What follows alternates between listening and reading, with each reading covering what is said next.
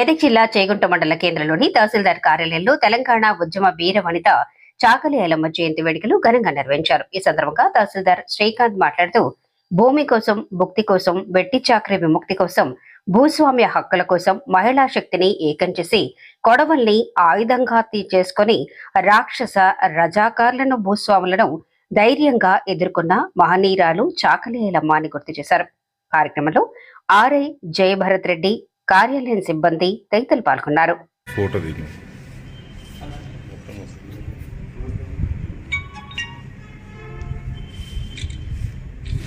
నమస్కారాలు.